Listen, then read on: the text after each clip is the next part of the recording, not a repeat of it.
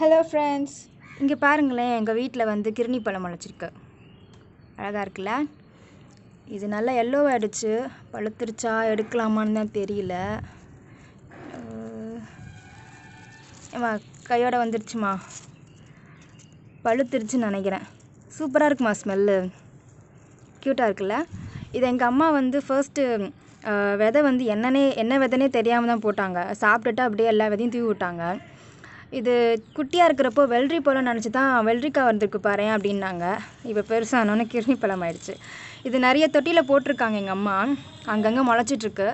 இங்கேயே ஒருத்தர் குட்டியாக இருக்கார். இதோட இலையெல்லாம் வந்து இப்படி தான் இருக்கும்.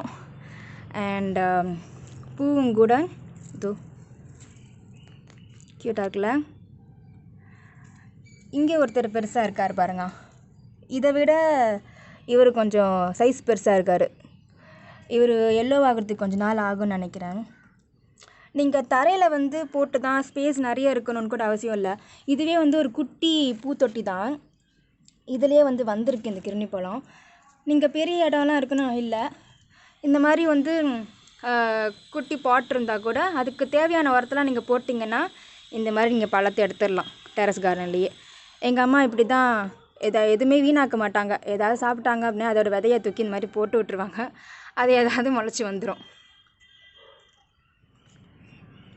ஸோ நீங்களும் ஏதாவது இந்த மாதிரி பழம் சாப்பிட்டிங்கன்னா அதோட விதையெல்லாம் குப்பையில் தூக்கி போடாமல் இந்த மாதிரி மண் பாட்டில் போட்டு விட்டுருங்களேன். அது என்னைக்காவது ஒரு நாள் இந்த மாதிரி அழகழகாக பழம் கொடுக்கும். இதோட ரிசல்ட்டை பார்க்கும் போது உங்களுக்கு எவ்வளோ சந்தோஷமாக இருக்கும்ல? என்ன ஒன்று, நீங்கள் அதுக்கு தேவையான உரத்தை கொடுக்கணும், அப்புறம் கொஞ்சம் கவனிச்சிக்கணும். அவ்வளோதாங்க. எல்லாம் ஹாப்பியாக கார்டனிங் பண்ணலாம். So happy gardening. Thank you so much.